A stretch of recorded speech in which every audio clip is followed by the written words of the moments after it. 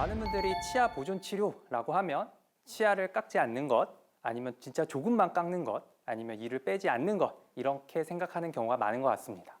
맞습니다. 틀린 말은 아닙니다. 하지만 치과 보존과 전문의 입장에서 보면 보존 치료는 단순히 치료를 적게 하는 것 또는 발치하지 않는 치료만을 의미하지는 않습니다. 보존 치료는 치아의 현재 상태를 정확하게 진단하고 그 진단에 적절한 치료를 선택해서 올바른 치료를 시행함으로써 치아를 더 오래 쓰게 만드는 그런 치료를 말합니다. 치아의 치료에는 단계가 있습니다. 처음에는 작은 충치부터 시작할 텐데요. 충치가 커져서 통증이 발생하기 전에 치아를 치료하고 레진이나 인레이로 해결하는 것이 가장 첫 번째 보존 치료일 것입니다. 다음은 제가 레진 치료를 했던 케이스인데요. 환자분의 치아는 오래전 치료하셨던 레진 수복 주변에 치아가 2차적인 충치가 생겼음을 알 수 있습니다. 이것을 치료하는 방법은 다시 레진을 하는 것도 있을 수 있고요. 간접 수복물을 만드는 방법도 있을 텐데요. 저는 치아의 최소 삭제가 가능한 레진 치료를 선택했습니다. 이처럼 환자분의 치아 상태에서 최소한의 삭제와 치질 보존을 한다는 컨셉은 보존 치료에서 아주 중요한 원칙입니다. 치아의 내부에 치수라고 부르는 신경혈관이 감염이 되면 근관 치료, 흔히 말하는 신경 치료가 필요하기도 합니다. 또 다른 예를 한번 드려보도록 하겠습니다. 안면부 외상으로 치아가 파절돼서 내원하셨는데요. 치아가 보이지 않을 정도로 깊게 파손된 것을 볼 수 있습니다. 엑스레이 찍어봐도 뿌리가 굉장히 깊이 보이기 때문에 사실 이 치아를 살리는 것은 거의 불가능한 정도라고 생각이 되기도 합니다.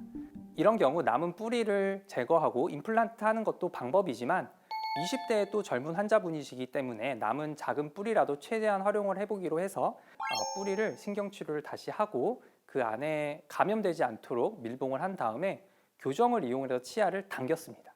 궁금한 게 선생님, 치아를 당겼다는 건 어떤 의미인가요? 지금 이 보존 치료에서? 우리가 보통 교정 치료로 치아를 이동하는 것은 많이 알고 계실 텐데요.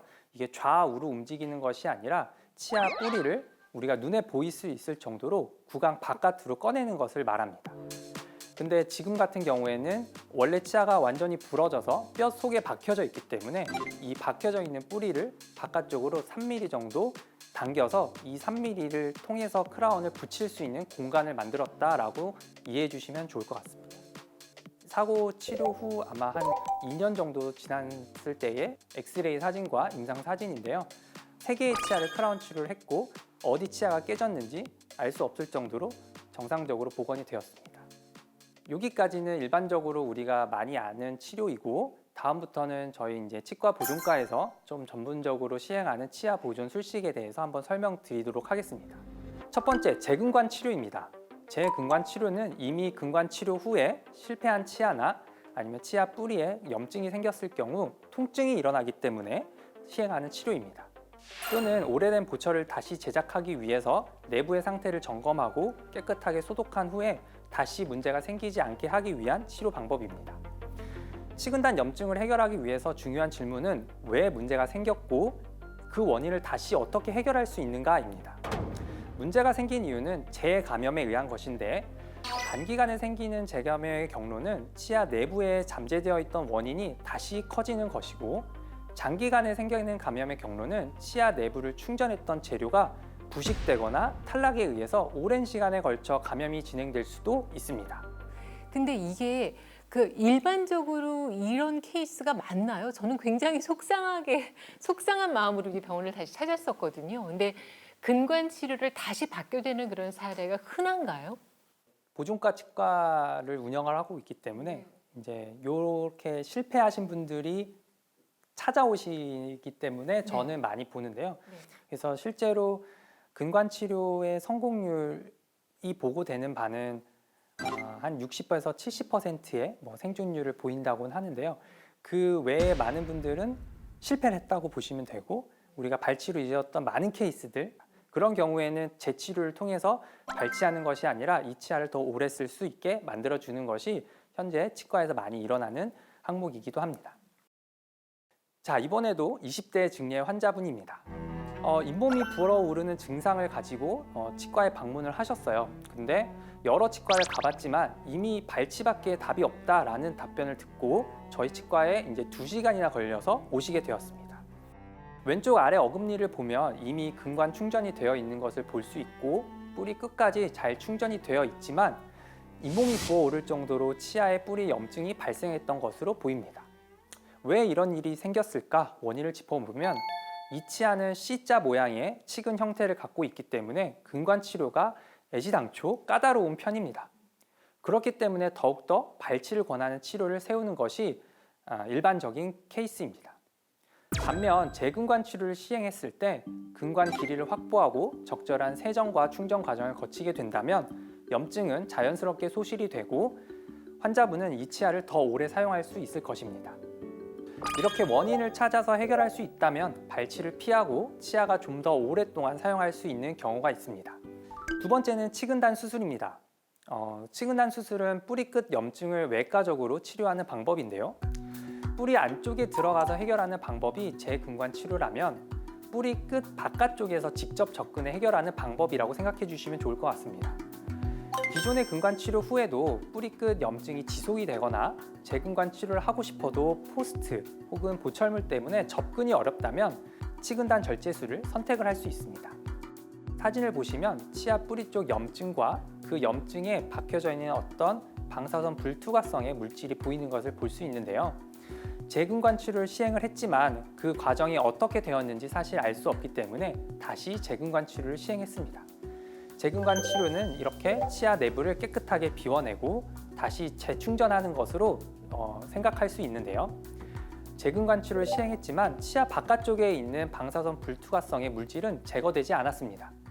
이 물질 때문에 우리가 반복된 염증이 계속된다고 볼 수도 있었는데요. 잇몸을 열고 치아 뿌리를 일부 잘라냄과 동시에 염증 물질과 염증의 원인이 될 것 같은 저 방사선 불투과성의 물질을 모두 제거했어요. 그리고 6개월 후 치아 주변에 뼈가 점점점 재생이 돼서 염증이 소실되고 있는 것을 볼 수 있습니다. 요즘은 치과용 현미경이나 CT, 초음파 기구 등을 이용을 해서 과거보다 훨씬 더 정밀하게 접근할 수 있어서 기존 재료를 제거하고 놓친 근관을 찾고 감염된 부분을 다시 세척하고 밀체하기가 좋습니다. 다만 이런 기구들을 사용한다고 해도 시간이 오래 걸리거나 피로도가 높기 때문에 선뜻 이런 치료를 적극적으로 임하기는 어렵다고 생각이 됩니다. 이런 부분에서 치아를 살리는 치료와 임플란트를 해야 되는 치료의 선택이 갈린다고 생각이 들고 있어요. 마지막으로 볼 케이스는 치아의 재직술입니다. 치아를 조심스럽게 뽑은 후에 구강 밖에서 뿌리 끝의 문제를 처리하고 다시 원래 자리로 심는 치료입니다. 이 치료는 아무 치료에서나 할 수 있는 치료가 아니고 적응증이 매우 중요합니다.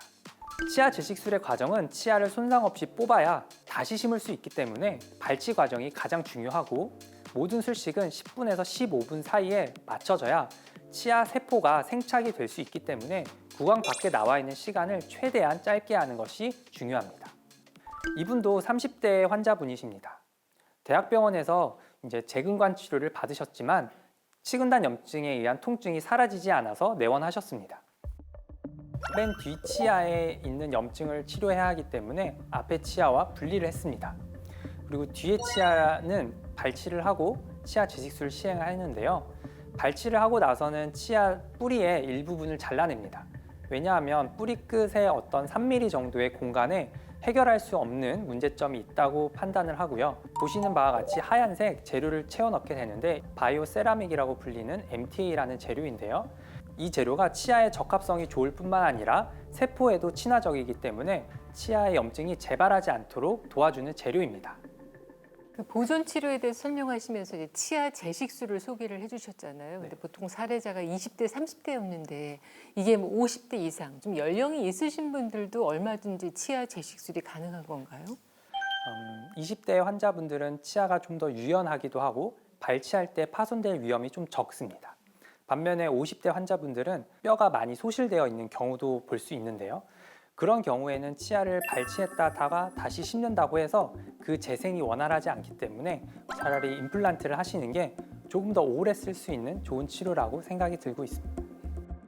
정리해보자면 제가 치과 보존과 전문의로서 생각하는 보존 치료의 핵심은 크게 두 가지입니다. 첫 번째는 정확한 진단을 통해 불필요한 치아 삭제를 줄이고 과잉 진료와 과소 치료 모두 피해야 하는 것입니다. 예를 들어 충치가 작고 치아의 구조가 충분히 남아있다면 내진 치료만으로도 충분할 수 있습니다. 이때 크라운을 씌운다면 불필요한 치아 삭제가 될 수 있습니다. 반대로 충치가 넓고 치아의 벽이 얇아져 있는 경우에는 씻는 힘을 견디기 어려운 상태이기 때문에 레진 치료만으로는 치료하는 것이 어려울 수 있습니다. 그러니까 진짜 보존은 무조건 적게 깎는 것이 아니라 지금 덜 깎는 것과 앞으로 오래 쓰는 것 사이에 균형을 잡는 것입니다. 두 번째는 각 치료를 올바른 방법으로 시행해서 장기적으로 안정적인 결과를 만드는 것입니다. 레진 치료라고 해서 다 같은 레진 치료는 아닐 겁니다. 접착을 얼마나 잘했는지, 방습을 얼마나 잘했는지, 교합 조정이 잘 되었는지에 따라 결과가 달라질 수 있습니다. 치과 의사의 입장에서 보존 치료는 치료의 시행 여부가 중요한 것이 아니라 그 치료가 얼마나 원칙대로 이루어졌는지가 훨씬 더 중요합니다. 오늘 강연을 통해 많은 환자분들이 자신의 치아를 좀 더 아끼고 보존하는 치료 방식에 대해 이해가 깊어지셨으면 좋겠습니다.